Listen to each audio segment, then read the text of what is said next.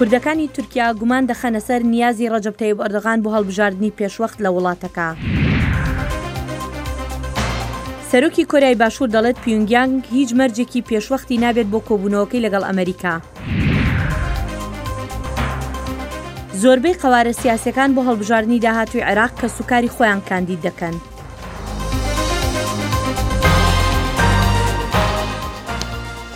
سڵاو ئەم کاتەوە هەموو کاتێکتان شاد و بەختەوەر بێت. سڵاو بخێر هاتن کورد کۆنەکشن بەرنامە دەنگی ئەمریکا ji Washington. سەرۆکی کوریا باشوور مون جێئین دەبێژە وی پەیامên هاندەر هەنا سەبارەت جivîna çaverîkiriya wî digel serokê Amerîkî û serokê Kuryaya Bakur Kim Jong-un endamên Kongresa Amerîkî û Herwesa Şareza jî bi vê destpêşxeriya diplomatîk geşbînin. Serokê Kurya Başûr Moon Jae-in dibêjin Kurya Bakur çi şert û mercan dananit bû kombûna bilind digel wî û serokê Amerîka Donald Trump derbarê nehêlana çekê navokî ji nemçegir ava Kurya. Her wesa wan çi merc nabin ku Amerîka pê qayîl nebit wekû vekeşana hêzên Amerîka ji Kurya Başûr. Li Wîzareta Derveya Amerîka peyvdara Wîzaretê Hêdernarê di ber siva pisyarekê da aya Amerîka nîgeran e li ser kombûna her du Kurya li heftiya bêt? Me çi nigeranî li ser van danûstandinan nîne. Em tê digihin ku ev kombûna dualî ya her du Kurya giring e. Ewa zor kêşên navxwayî hene ku divê hikûmetên wan danûstandinan li ser bikin û ev e giring e bo hewalatiyên wan. Li Kongresê endamên civatê sengî xistine ser kombûna çaverêkiriya Trump û Kim û seredana rêveberê CIA Mike Pompeo bû Kurya Bakur. North Korea has been a perplexing Kurya Bakur kêşeka alûze bû serokekî li dîv serokekê din û Mike Pompeo beşeke ji van bizavan ku bihîviye li dawiyê encamek hebe. Mitch McConnell her wesa dibêje divê rêveberiya Trump bigehte encamekê li ser programê navûkiya Kurya Bakur ji ber ku dem berew dawiyê diçin. Hindek demokrat bi gumanin û dibêjin ew bihîvîna kombûn ser bikevit lê dixema hindê dane ku serokê stratîjiyeka yekgirtî niye. It is undeniable, however, that this meeting is fraught with peril. نایت حاشا کردن که اف کمبونه به پرمترسیه. خما من یا سرکی اوه سروک و بریارن وی امریکا بخیته دمت ترسیان ده. لهندک شارزا پتر گجبینن. I actually think that Kim Jong-un-Trump summit will go well. براستی از باور دکم کمبونا کم و ترامپ و به باشی در باز به و بگهنه رکفتنک دست پیک لسر هندک بنما یانجی و بگهنه رکفتنک مازن. رکفتنک مازن و کو پیمانک آشتیه اگر کوریا خواست بنگاون باش بونه هیلانا چکن کیمیایی باویجه. I don't think the American side wants to go. از باورناکم علی امریکا تنه جبور کلامی دخوازه هره. از پشت راستم اگر اف به یا کوریا باکور بخوازه سروک ترامپ و کومبونه هلوشینه. سروک امریکا دونالد ترامپ درباره نقشه کومبونا بلند گشبینه له هشداری دا کو او دخوج کومبونا بلند دگل سروک کم وکشت اگر دانستاندن لگور هیوینوی پریوه نچن. یادداشتەکانی کە سەرۆکی پێشووی FBI جیمز کۆمی پاش چەند کۆبوونەوەیەکی ساڵی ڕابردووی لەگەڵ سەرۆک ترامپ نووسیوی ڕۆژی پێنجشەمە بەشێکی دزەی کردووە دوابەدوای ئەوەی لەلایەن وەزارەتی دادەوە ڕێگەی بڵاوکردنەوەی پێدرا. کۆمی گوتوویەتی ئەو یادداشتانەی بە ماوەیەکی کورت پاش وتوێژەکانی لەگەڵ سەرۆک نووسیوە لەبەر ئەوەی هەستی بە ئارامی نەکردووە لە کاتی ڕوبەڕووبوونەوەکانی سەرۆکی ئەمریکادا. لە یادداشتەکەدا کۆمی نووسیویەتی سەرۆک نیگەران بووە لەمەڕ ئەو ئیدعایانی کە گوایە دەستی هەبووە لەگەڵ رووسیادا بۆ ئەوەی یارمەتی بدات لە هەڵبژاردنەکانی سەرۆکایەتیدا و لەسەر ڤیدیۆیەکی کە لەگەڵ لەشفرۆشە رووسیەکاندا بووە. ترامپ لە مانگی 5 ڕابردوو کۆمی لەسەر کارەکەی دەرکرد.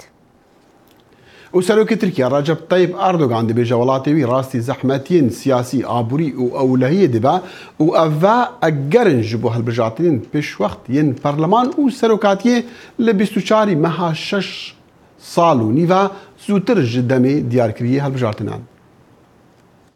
سەرۆک ئەردۆغان بخوا بەحسێ وان زەحمەتیان کرد و ڕاستی تورکیا دەبن و بە باوەریاوی ئەگەرێن ڕەوانە ji بۆ ئەنجامدانە هەڵبژاردنên پێشوەخت.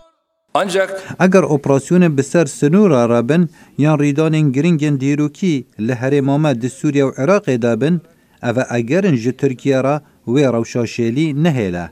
سەدەمێن هەڵبژاردنên پێشوەخت سیاسی ئابووری یانژی ئەولەهیە هەرێما ڕۆژهەڵاتە ناوین بن لێ کوردان تم گومان هەیە ji هەر لە vîneka ئەردۆغانî.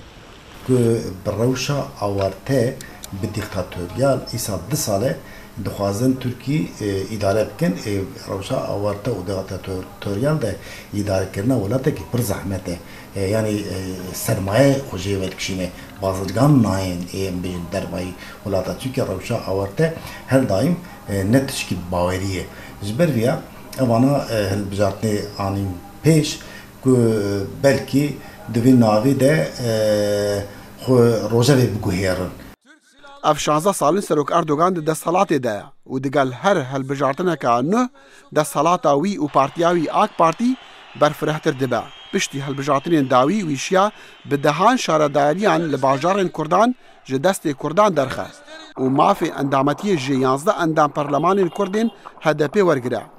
Ew dibêje pêşxistina demê hilbijartinên ku li ber bû li meha 11 2019 bênekirin bi wê mebestê lez li de mezrandina sistemê serokatiyê bêkirin heta bikaribe seredariyê bike digel zehmetiyên ku rastî Tirkiye dibin.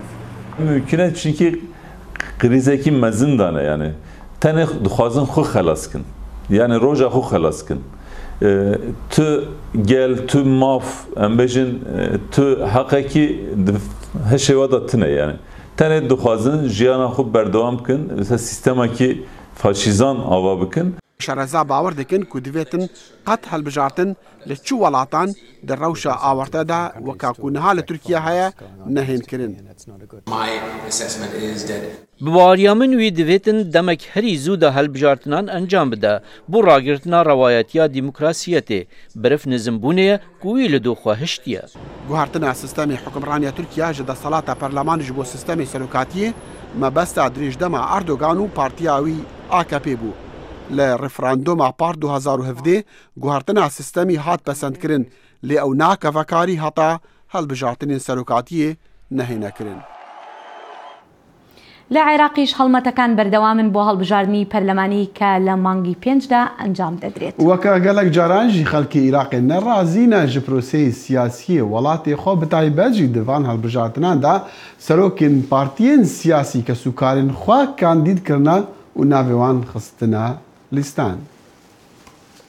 204 parti û qebarên siyasî li Iraqê peşekdariya hilbijartinên Perlemana Iraqê bû sala 2018 dat dikin û cihê behsê ye ku zûrbey van qewaran kes û karin xwe berbijêr kirîne û pênasa bêdiyardê jî wek têta gotin mîradgeriya siyasî ye. وأمر سلبي حقيقة. أفكاركي نرينية إيرو برانيا كسايتين سياسي بشتا بهوزايتي دقرن داغو دستلاتا برلماني بدسوه بينن. نوري مالكي ايجر جيكرين سر كومار عراقي سج مالباتا خول سر ليستا دولتا ياسا كانديد كرياو آيات علاويجي بهمان سيستما مالكي كيچا خو بسمامكي خو كانديد كريا مش عن جبوري برلمان تاركي عراقيا اجبلي كانديد كرنا خو كرو كيچا خو بربجير كريا سروكي برلمانا عراقي جي بسمامكي خو كانديد كرياو دهان قوارين سياسيا عراقي بهمان شێوە بۆ مقمکردنا پێگەیان خۆ کەس و کارên خۆ نزیک dikin. نلاحظ أنه البعض منهم وەک دەبینین ku لایەن کەس و کارên xwe weke kur û pismamên xwe bû hilbijartinên dehatî berbijêr kirîne û ev diyardeka mîradgiriye û karekî metirsîdar e ji ber ku heza wan ew e ku destkeftiyên zêdetir bi dest vebînin ji aliyê wan kesayetiyan ve. Şeqama Iraqê bi çavekê sivikayetî basî vê diyardê dikin û têde radgehînin ku sîstema siyasî li Iraqê سیستمکا آلوزا. كل رئيس حزب هر سروکی پارتیه سیاسی کوره خو یان برای خو بربجار دکه دا کو پشتوانیوی بکه او جی چه داخله اصبحت السياسه سياسات العراق بويا فيوداليه جهوز او عشيره بيته ما بعد پشتی 2003 و به گروپین مافیای دهنه ناسین وقت دزانن کو د یاساین فیلم امریکی دا هر سرک مافیا یک بمرید دکی شناوی گرید مال باتاوی الدور بوچونن جدا جدا وقت تا راگهاندن کو عراق برف میرادگریya siyasi da diçîtin û ev pirûsa bi pirûsa koleng têta nasî li Bexdanezar Ebdullah dengê Amerîka. لە نێوەندی درێژەکێشانی قەیرانی سیاسی عێراق و هاوکاتی بێهیوایی خەڵکیش بەدەسەڵاتدارانی وڵاتەکە عێراقیەکان ڕۆژی 12 مانگی 5 دەچنە سەر سندوقەکانی دەنگدان بۆ هەڵبژاردننی نوێنەرەکانیان بۆ پەرلەمانی وڵاتەکە. سیروان سیرینی ئەندامی پەرلەمانی عێراق لەسەر لیستی پارتی دیموکراتی کوردستان میوانی کورد کۆنەکشنە. کاکسیروان سەرەتا سوپاس بۆ ئامادەبوونت لێرە. پرسیارێکی یەکەمیشم کاکسیروان ئەوەیە ئایا تۆ خۆت چی هیوایەکت بەم هەڵبژاردنە هەیە؟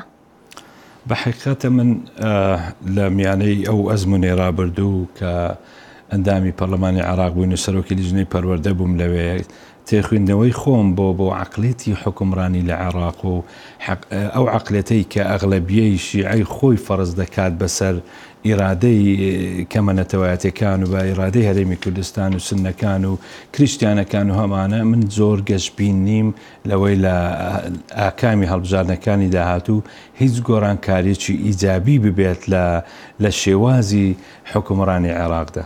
بەڵێ کاکسیروان دەبینین ئەم جارە لایەنەکانی تری عێراقیش شیعە و سونەش سەرنجیان خستۆتە سەر دەنگدەرە کوردەکان. ئەمە لە چ ڕوانگەیەوەیەکەوە تەنها هەر ئەوەی کە هەرێمی کوردستانیش بەشێکە لە عێراق یا شتێکی تر هەیە؟ هەروەک چۆن استراتیژێتی ئەمریکا بۆ ڕۆژهەڵاتی ناوەڕاست ڕوون نییە کە وڵاتانی تر وەکو اتحاد سۆڤێت وەکو رووسیا و تورکیا و ئەمانە و ئێران ئەم هەڵەیان قۆستۆتەوە و لەبەر ئەوەی کە کوردیش لە ناوماڵی خۆی یەکریز نییە ئەو لایەنە سیاسیانە کە نەیاری کوردن کە ئەتوانم بڵێم دوژمنی سەرسەختی مافەکانی خەڵکی هەرێمی کوردستانن ئەو بۆشایەیان قۆستۆتەوە بەداخەوە خەڵکانێکی لاواز هەلپەرست ئینتیهازی دوور لە قیم و بنەما ئەخلاقیەکان و بەرژەوەندەکانی خەڵکی هەرێمی کوردستان چوونە لەگەڵ ئەو خەڵکانە خۆیان هەڵبژاردووە خۆیان کاندید کردووە بۆیە ئەم هەڵەیان قۆستۆتەوە ئەمەش بە دڵنیاییەوە لە بەرژەوەندی خەڵکی هەرێمی کوردستان نابێت. باشە کاکسیروان وەکو دەزانین ئەگەر لەوێشە ینی لەسەر لیستەکانی ئەوانیش کوردێک بچێتە پەرلەمان ئایا لە کۆتاییە ئەمە هەر لە بەرژەوەندی کورد نابێت لە پەرلەمانە؟ من پێم وانە لە بەرژەوەندی کورد ببێت چونکە ئێمە کە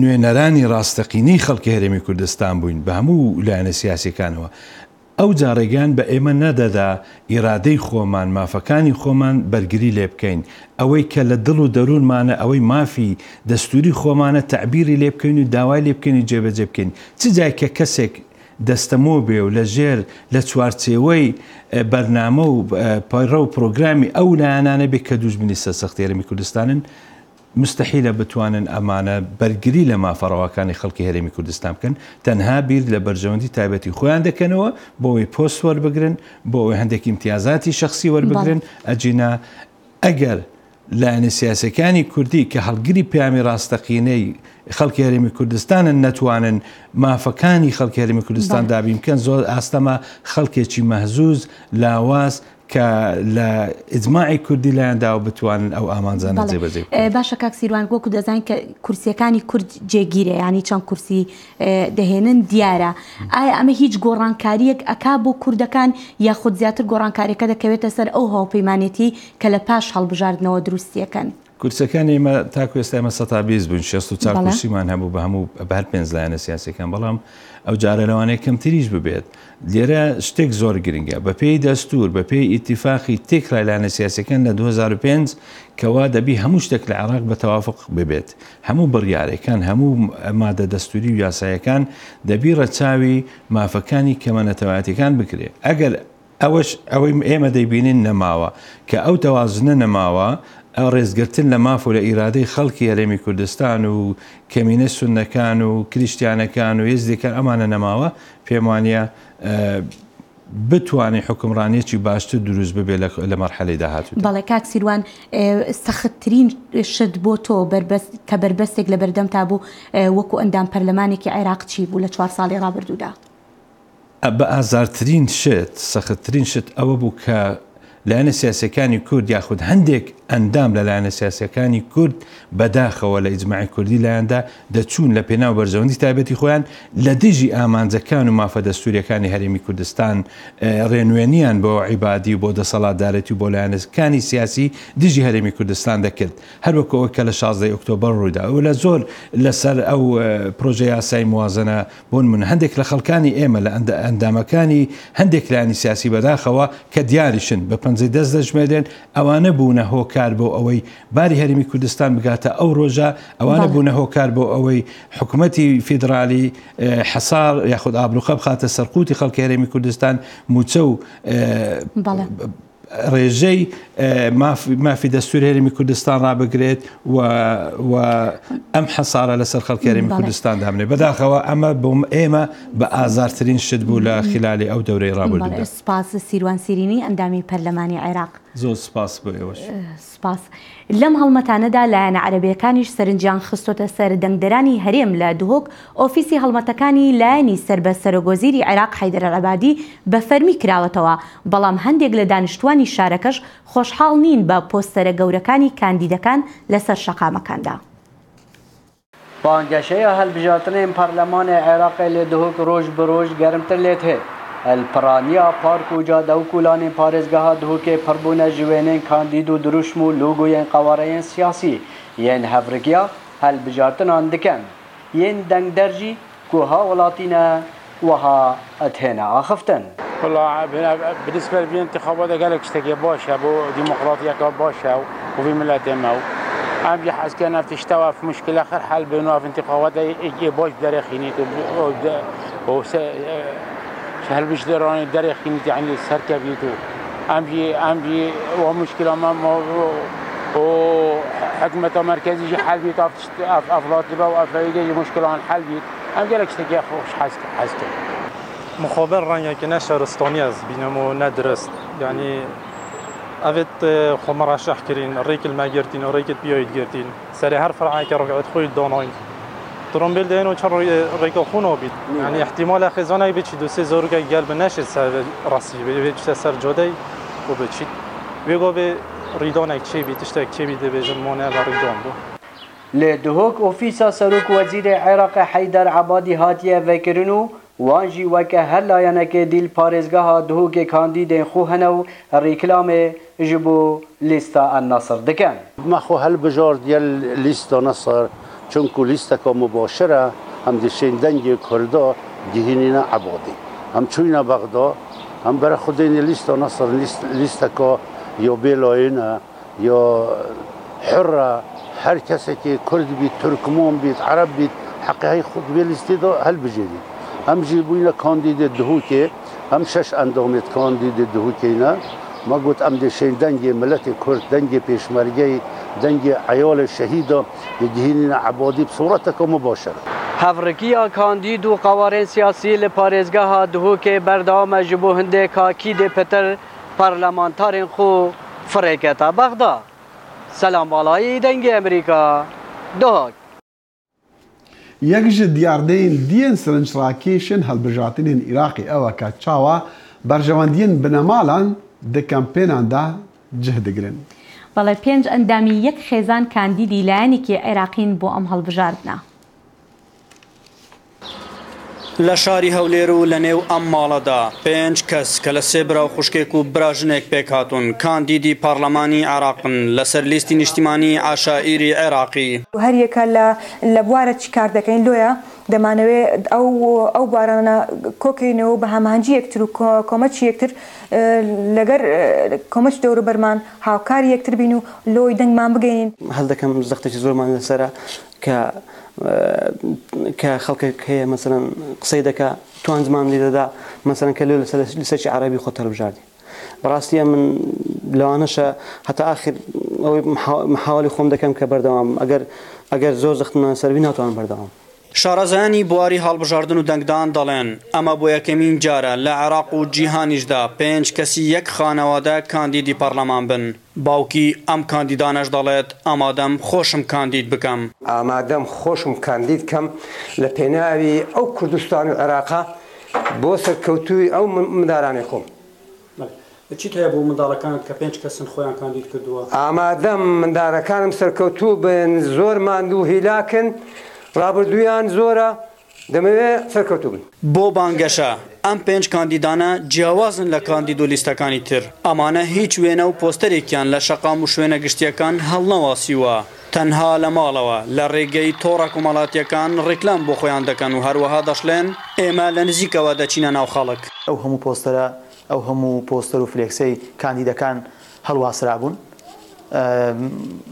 بۆ خۆتان دەزانن ئەمەش پێداویستی دەوێت وەکو بودجەی دەوێت و سیارەی حکومی بەکار هاتبوو کە ئەوەش موکی گشتیە حکومیە نابیت بەکار بێتن بەداخەوە بەڵام لەخوای بە زیاد بیت بۆ شەو بینیمان بارانێک لێدا و هەمووی ڕاماڵی و هێنایە خوارەوە من هەموو خەبات و تێکۆشان سەر شەقام و کۆڵان و ماڵەکان بووە ناو خەڵکی فەقیر و هەژار بووە وەکو سەرکردەکانی تر و بەرپرسەکانی تر لە ئۆفیسی خۆم یان نەبووە دانیشم هەمووی دو قسەیە مڕەشەحی هەمووی دو قسەیە دو سۆزی یەک دووش حسابی ئەوەی بکەی سبەی ڕۆژی دەبێ حسابی قسەکان دەکرێتەوە چاو دەکەویت ناڵێت چاو دەکەیتەوە چێ بۆ ناکەویت ئەو پێنج کەسەی کە لەم ماڵەدا خۆیان کاندید کردووە بۆ پەرلەمانی بەغدا هەر یەکێک لەوان لە بوارێک کار دەکەن ئەوان دەڵێن متمانەیەکی تاوە بە خۆمان هەیە و دەتوانین کورسی پەرلەمانی بەغدا بەدەست بێنین ئەحمەد جێباری دەنگی ئەمریکا هەولێر